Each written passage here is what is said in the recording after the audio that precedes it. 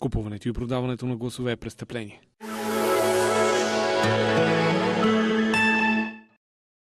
Много благодаря. Добър вечер на всички. Благодаря ви за времето, за интереса, за това, че имаме възможност да ме разтура тук тази конструкция, няма да я пипам. Че имаме възможност днес заедно да поговорим по някои теми, които силно някои им се виждат далечни. Аз обаче си мисля, че те са важни. Това, което ми се ще много кратко да ви кажа, е свързано с това не как трябва да изглежда или как трябва да се казва следващия президент, а какво бих търсил аз и какво мисля, че трябва да прави държавния глава на България. Днес имахме по-рано срещи в региона. Едно младо момче, млад мъж в една фабрика в Петрич.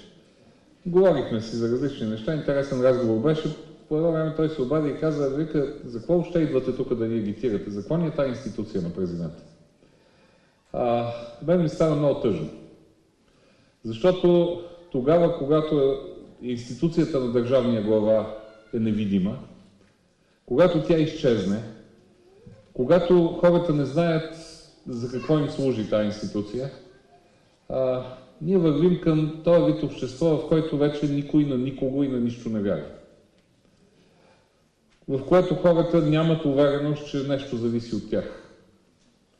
В което чакаме да се появи някой бащица или майчица или някой друг от някъде и да ни реши всички въпроси. Тези общества никога не са жизнени, не върват напред и не правят така. Самия Любо Дилов с нова визия днес. Любо, понеже ние бяхме посрещнати с много аплодисменти, много държах и ти да почувстваш приветливостта на сградата, на залата тази вечер. Е много тъжно тогава, когато не знаем за какво ни е държавния глава. И затова за мен той, че трябва да бъде много различен от сега това, което господин Плевнелиев прави. Казвам го с голямо уважение към президента. Господин Плевнелиев беше добър министър, вероятно успешен президент, но тук говорим за една строго определена длъжност. И това го казвам под строгия поглед на президента Първанов, който 10 години беше държавен глава на страната, единствения 2 пъти преизбиран, и който много добре знае какъв е смисъла на това държавния глава да разбира какви са проблемите на държавата и да впряга целият авторитет на институцията, за да се решават те. За мен държавния глава и президента на републиката не е някаква фигура, която седи някъде в големия кабинет, снима се с известни гости и чете новогодишни приветствия преди 12 часа на Нова година. Не това е най-важното в работата на държавния глава. Аз очаквам от моя държавен глава да направи други неща. Днес Сандански чества 104 години от освобождението си от турско робство. Преди няколко дни турският президент в родния си град на откриването на учебната година в университета изнесе една реч, в която за пореден път извади от прахоляка претенциите за велика държава, за велика Турция. Говори за това, че 80 милиона турци в Турция трябва да се грижат за стотиците милиони в чужбина, извън страната. Говори за така наречения национален договор от 1920 година. След това започнаха тълкования във вестниците, че този национален договор предполагал референдуми на различни места и границите, такива каквито са днеска, не било задължително да останат така. Ще кажете някаква си реч в някаква си турска провинция. Само че на тази реч не е единствена. Преди няколко години турския външен министър тогава, после стана премиер господин Давутоглу, от Босна обяви, че на Балканите имало мир само когато са били в рамките на Османската империя. И никога повече. Ние и това нещо го подминахме. Тогава в България почти никакъв шум не се дигна. Аз бях евродепутат, опитвах се нещо да приказвам, не се чу много. Освен в Европейския парламент, където се чу. Аз искам моя държавен глава да отговори на турския държавен глава. Тогава, когато ти казват, границите не са такива каквито са и ние може да помислиме, че те не били много справедливи, сигурно всеки на Балканите може да се сети за един период, в който границите са изглеждали по-различно и по-достойно за държавата. Но днес ти да поставяш на съмнение държавните граници е подклаждане на войни и подклаждане на конфликти. И аз искам българския президент да отговори на турския си колега. Аз искам българския министър-председател, като отиде в Турция, като първи европейски лидер след опита за преврат в Турция, да отиде не като премиер на България, а да отиде като премиер на България, който е представител на Европейския съюз. И да каже, без да сме ястребите със съседите. Уважаеми съседи, ти трябва така или иначе да обясниш за арестите, затворените медии, трябва да обясниш за отмяната на Конвенцията за правата на човека, трябва да обясниш за заплахите да връщаш смъртното наказание и да завземеш цялата власт. Ето това би трябвало да говори българския държавен глава или глава на правителството. Преди години наши съседи, Република Македония, Сърбия, тогава, когато имаха тема да поставят в Европейския съюз, идваха първо в България. И казваха, ние ще отидем в Брюксел да я поставим, но ние искаме вашата подкрепа, за да се случат нещата. Понеже сега много се говори, включително в тази кампания, тя е златна среда за всякакви фили, фобии, за пореден път връщат безумното деление. Ние сега русофили ли сме или обичаме много Америка? Абсурдно нещо. Когато 2007 година България влезе в Европейския съюз, американският президент Джордж Буш, тогава колега на президента Първанов, до председателя на Европейската комисия казваха, вашия принос в Европа е добрите ви отношения с Русия и на Балканите. България само преди години беше уважавана страна, с която се съобразяваха, с която идваха да ни питат за мнението и да ни търсят подкрепата, за да се случи нещо. И ние го правихме не за да се правим на велики, а защото ние, българите, имаме интерес да живеем с съседите си задружно. В отношенията ни да няма натиски, да не ми говори някой съсед как ще сменя границите или да чупи паметни плочи с чук на загинали български войници. А със съседите ни ние търсиме икономика, образование, търговия, инфраструктура, енергетика, това, което събира региона заедно, което дава повече мир в него. И това е само години след войните в Югославия, в които бяха сблъскани етнически и религиозни общности. Видяхме какъв е резултат. Същите като войните в момента в Близкия изток. Целият този шлейф от Близкия изток през Балканите, Северна Африка, се действа по един и същи начин. Търсят се конфликти, тези конфликти са междурелигиозни или междуетнически, тези конфликти в един момент стават горещи. Почват със все такива дребни подхвърляния, като на турския президент. После дребните подхвърляния стават по-сериозни, после се скарват двама души в кръчмата, после единия се сеща, че има пистолет или нещо друго и така нататък. И това нещо го виждаме с очите си около нас. И тук не става въпрос да се плашим и да си играем с страховете на хората. Напротив, това е принципната позиция на България да бъде авторитетна и то в региона, защото ние не можем да сме авторитетни в Южна Америка. Бяхме силни на Близкия изток, в Близкия изток с много контакти, докато един бивш премиер не се разходи по голандските възвишения, окупирани сирийска територия, окупирана тогава от Израел и сега, когато свършиха българските контакти в Близкия изток. Ето с едно такова дребно действие на един тогавашен министър-председател, сега конституционен съдия, ние всъщност загубихме позиции градени десетилетия. Така че едното, което аз бих очаквал от държавния глава, е той да реагира адекватно. Той да ми носи достоинство, че аз съм българин и има институции, включително на държавния глава, които осъзнават, знаят моя интерес и могат да го отстояват.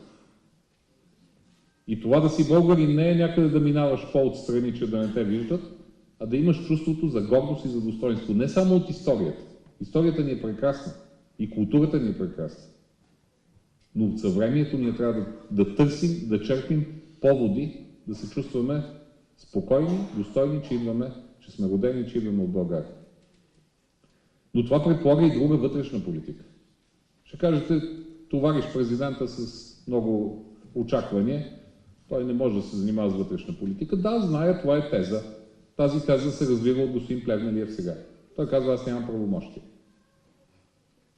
Добре, ще ви дам един пример с една институция, надявам се да не ми се разсърди тази институция. Всички разбрахме, че има омбудсман, когато госпожа Мая Манолова беше избрана. Защото стана активна, никакви функции. Но тръгна, почна да се занимава с частни съдебни изпълнители, сметки за ток, сметки за парно, с дарението на храните от веригите и така нататък.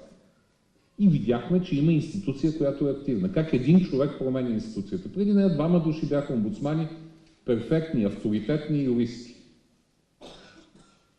Но тя дава пример за активен човек.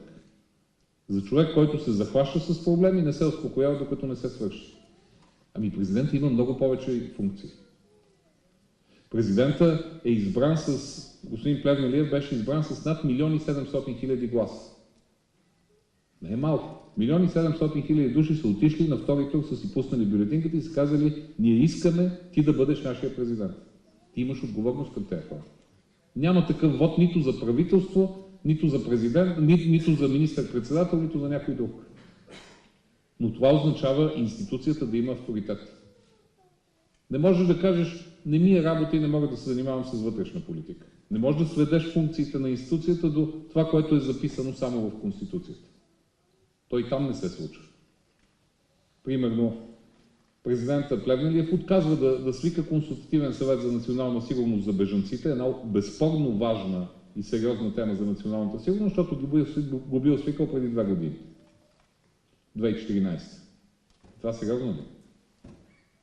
Когато този проблем се решава външно-политически и той трябва да е активен, за да може да решим да намалим натиска към България, не да се чудим къде да разместиме и да сложим бежанците, той отсъства от тази тема. Но има и вътрешно-политически теми. Кое е най-важно за България? Кое притеснява българите всеки ден? И мен ме притеснява това, че 15% от децата отпадат от училище. Притесняваме това, че половината от безработните са и неграмотни. Притесняваме това, че има деца, които свършват гимназия, после свършват и едно и второ висше образование и стават на по 25-6 години и нямат един ден трудов стаж. Притесняваме това, че 11% от работещите ни в България са работещи бедни. С доходите си не могат да си издържат семейството. Притесняваме това, че бедността си има имена в България. Тя не е общ проблем, не е така някъде из облаците. Бедни са възрастните хора и то самотните възрастни, най-много. Младите семейства с деца, особено с малки деца и безработните. Ще кажете, какво общо има президента с тази работа? Ами има. Защото това е проблем на обществото. И той не може да седи удобно в кабинета си и да казва, вижте от срещната сграда, там е правителството, разберете се с тях. Защо? Защото правителството, 2 пъти съм бил член на правителство, имам известен опит там, започва с голяма кошница.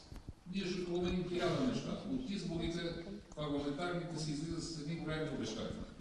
Година и половина, 2 години затихва активността. Почва правителството да мисли за местни избори, за парламентарни избори, следващи за нещо друго, за партийни сметки. Кой е този, който ще постави въпросите трайни? До кога ние в България всеки, който дойде на власт, от него ще започва да изгрява слънцето? Защото така се случва, за съжаление, и ние позволяваме избирателите така да стават кампания. Не защото някой е много добър печели, ами защото предишния хората им е омръзнал и казват, той да си ходи да дойде друг. Добре, идва друг. И той започва да мисли сега какво ще направи. Много бързо се отказва от обещанията си. Намира си извинения, ама аз сега съм в коалиция, ама аз съм в нещо друго. Ще има коалиция очевидно дълго време още в България. В фигурата на президента и институцията на президента е тази, която трябва да поставя въпросите, да търси решение и да настоява при промените и в правителствата да остава фокуса върху важни проблеми. Защото в България не трябва да имаме конфликт, война между институциите. И аз съм против това. Някои, които казват, да, и аз смятам, че ГЕРБ с малка подкрепа и в парламента, и в общинските съвети, около 1/3 и от съветниците, и от депутатите са на ГЕРБ. Има цялата власт. Не е добре това нещо. Но не може следващия президент да бъде избран с целта да свали правителството. Независимо дали му харесва или не му харесва. Един президент работи с много правителства.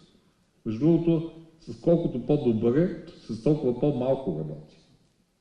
Ако ситуацията не е добра, той назначава и служебни правителства. Имаме предсрочни избори.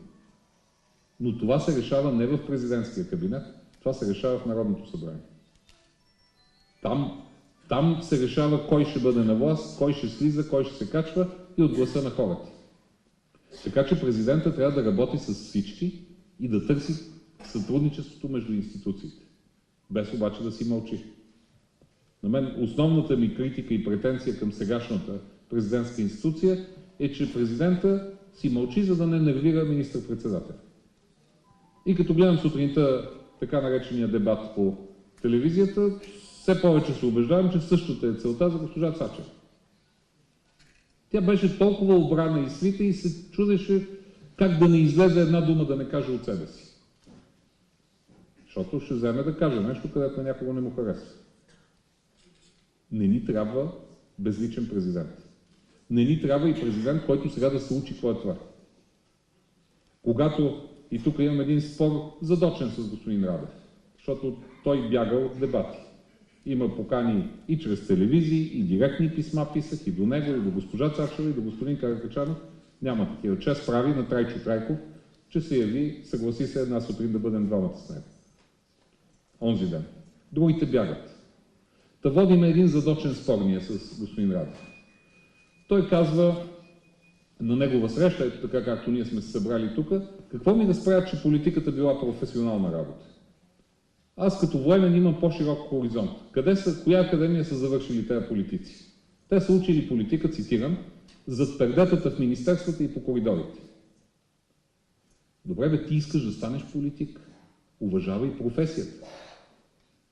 Приеми, че това е професионална работа, така както работата на военния, на лекаря, на инженера, на всеки един, който професионално си върши работата. Не казвам, че тя е затворена професия. Добре, кажи, аз ще се науча, ще се опитам, ще потърся най-доброто, ще го взема. Но ти да казваш, бе, какво е това нещо? Бе, какви са тези хора? Там за нищо не става. И най-важното ти качество да е, че си различен. Аз като гледам вчера мача на Лудогорец, викам, ако влезе, аз ще да вкарам 6 гола на Арсенал. Ама не ме пускат. И справо не ме пускат.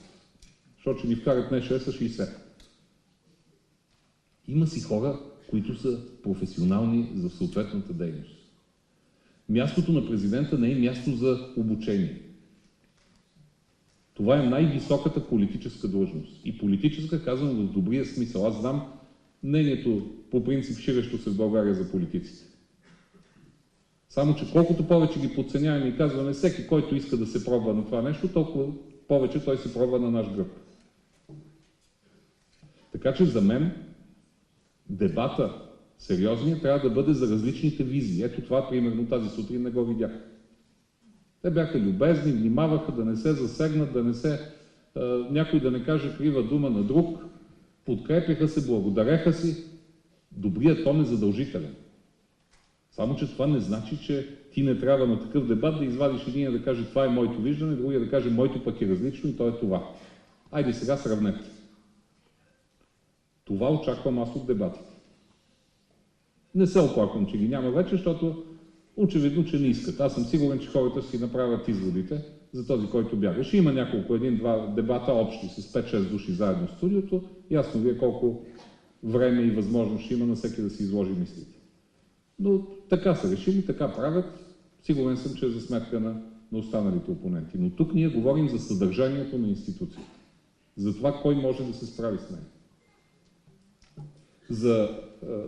Пак ще дам този пример, защото е показателен. На работа да тръгнете.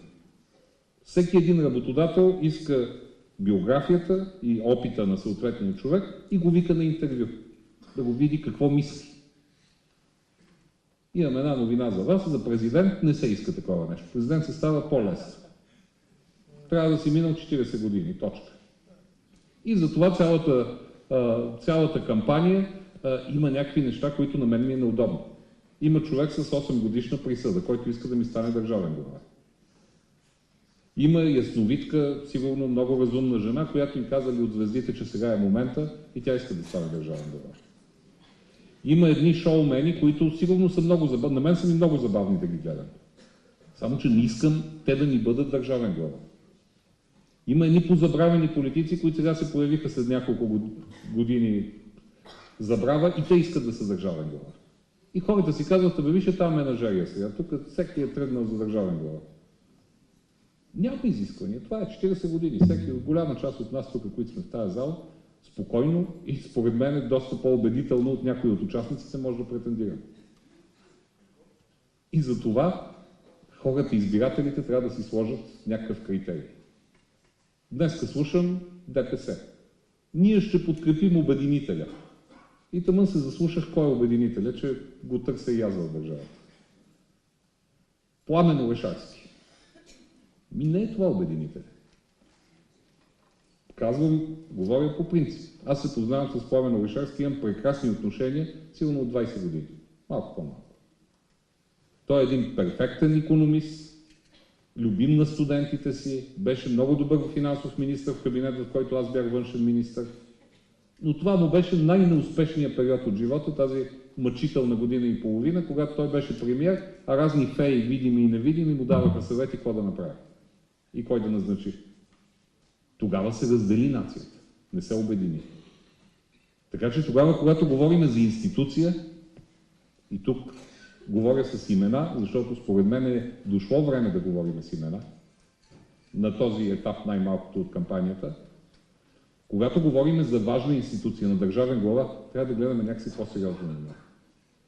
Не за това да си преброиме гласовете, да се припомниме на хората, че ни имаше, да получиме 15 минути телевизионно време или нещо подобно. За мен държавният глава е професионална длъжност. Човек, който е назначен, избран по-скоро на тази длъжност, но той е там, за да свърши определена работа. И в момента, в който си тръгне, да има какво да каже и да каже, ето аз за това бях избран и това са нещата, които аз съм свършил. Това поне е моето разбиране. Разбира се, то може да не е единствено. Аз не твърдя, че знам нещата от висши инстанции. Имам опит, да. Работил съм и имах привилегията, бих казал, да работя на различни позиции и навсякъде работих за държавата си. Бях поканен от президента Първанов и му бях съветник по икономическите въпроси в продължение на близо 3 години. Бил съм депутат в Народното събрание, бил съм в Европейския парламент, бил съм министър на външните работи, министър на труда и социалната политика. На всяко едно място съм се опитвал да променям нещата. Да ги направя така, че да са по-добре. Не съм тук за да давам отчет, разбира се, някой, ако се интересува, съм готов да го направя, но за мен на политическите позиции трябва да се променят нещата, трябва да се променят правилата. Ако всеки започне да прави това нещо, тогава ще видим ефект от политиката. Всички институции, когато заработят. Дано това нещо да се случи. Това е мечтата ми, виждането ми за президент и за президентска институция. Това е самочувствието ми, че познавам и институциите, и тяхните отношения, и тяхните възможности, и много от нашите партньори външнополитически. В тази политическа битка участваме много хора. Аз съм благодарен на 7-те партии, които застанаха зад моята и на професор Халачев кандидатура. Ние сме различни, ние сме били конкуренти и на местни избори, и на парламентарни избори, само че имаме общо разбиране как трябва да изглежда тази важна институция. Благодарен съм на професор Халачев, който е кандидат за вице-президент, че прие предизвикателството заедно да се борим. Той, за съжаление, не е тук, ние сме по различни пътечки с него, за да успеем на повече места да отидем. Професор Халачев е единственият от всички кандидати за президенти и вице-президенти на тези избори, истински представител на сферата на образованието, духа на българската култура. Доскоро беше ректор на надпис, прекрасни български артисти са завършили учебните заведения, от 20 години повече преподава там, бил е на различни постове в академията, но той самия е познат, може би повече по света, но и в България кинаджия. Той е документалист, има над 100 филма. Голяма част от тях са свързани с патриотични теми, с теми, които ни действително повдигат националното самочувствие и го представят по света по начин, по който България трябва да бъде представена. Няма друг в тази цялата кампания като професор Халачев. И аз знам, че с него заедно, с всички, които работим в кампанията, сме създали един достатъчно силен, амбициозен, но с основание амбициозен екип, в който знаем какво може да се случи и как може да се случи. Оттам нататък сме във вашите ръце. И това е хубаво. Най-хубавото на изборите е, че някой не назначава президента. Президента го избират българските граждани. На това място не сяда нито партия, нито инициативен комитет. Сяда този човек, който български избирател казва, ето това е моя кандидат и аз от него искам след това да ми даде резултатите. Убеден съм и винаги съм вярвал от всички години, които се занимавам с политика и успешни, повечето са били такива, и неуспешни избори, на които съм се явявал, за съжаление са много малко, включително последните преди 5 години, когато с много малко беше разликата и за мен резултатът беше далече над очакванията, които тръгнахме в началото. Но съм убеден, че най-разумният в България е колективния разум на българския избирател. Тогава обаче, когато не си седи вкъщи и не чака някой друг да излезе и да гласува, а тогава, когато излезе, си пусне гласа. Затова, уважаеми госпожи и господа, разчитаме на вас, заедно с професор Халачев и всички ние, които сме в тази кампания. И бъдете уверени, че както до сега сме го правили, поне няма неприятни изненади. Винаги сме били и професор Халачев, и аз пред хората. Не се притеснявам да се ява за пореден път на избори пред хора, с които съм се явявал преди това, защото има какво да кажа и не съм разочаровал никого, надявам се, или поне не съм видял такова силно разочарование, и защото ни крепи тази надежда, че в България може да живеем много по-добре. Благодаря ви. Ивайло Калфин става. Става, защото е блестящ дипломат. Несравним в това отношение. Най-добрият евродепутат. И това не е нашето мнение. Това е европейската оценка. Аз бих поставил Ивайло Калфин единствено до Ирина Бокова. Това са двамата настоящи от нашето съвреме български дипломати, които представят лицето на България по света. Докато другите пречат, създават проблеми в тила.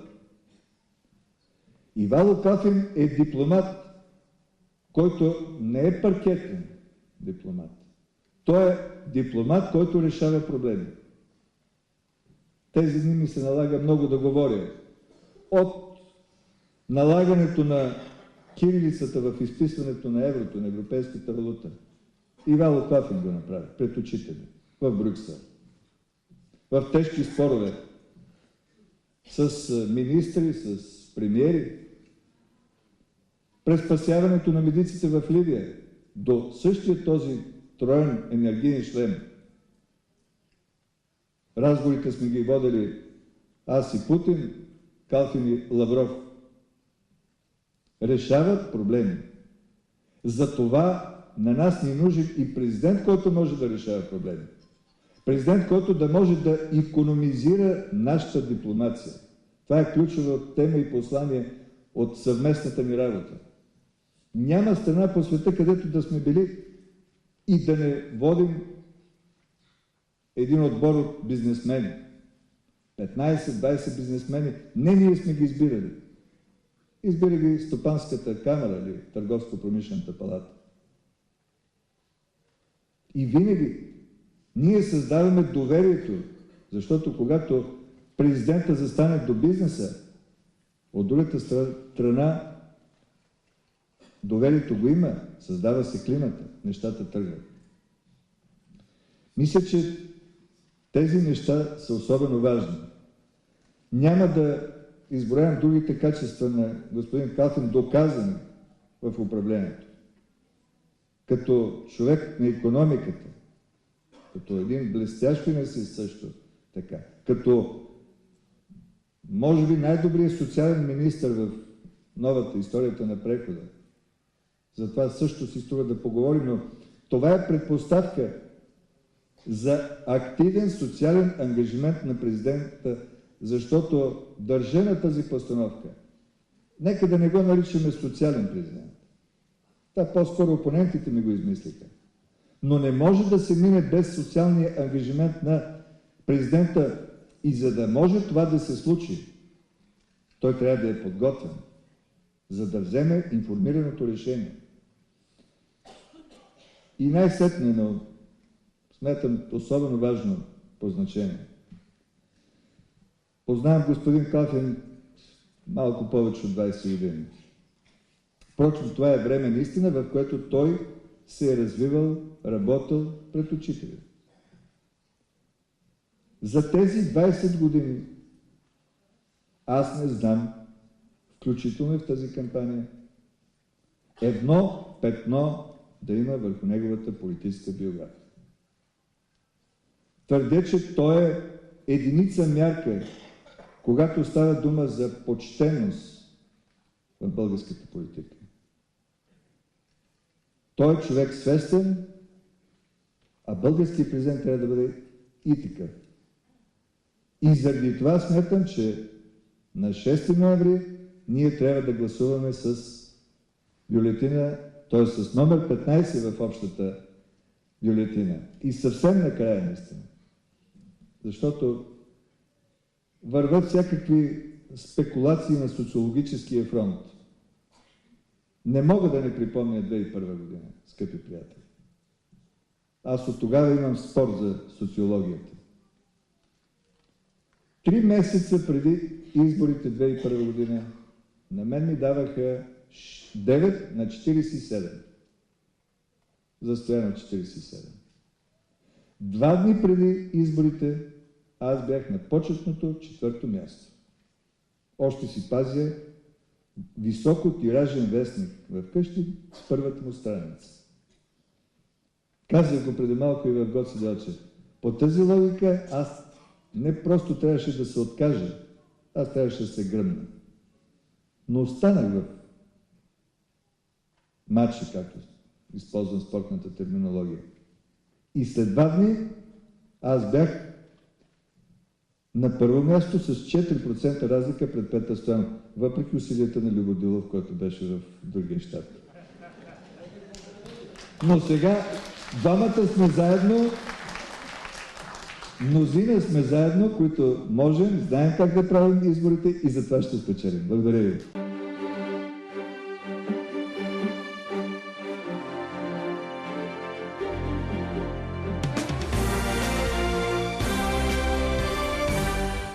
Купуването и продаването на гласове е престъпление.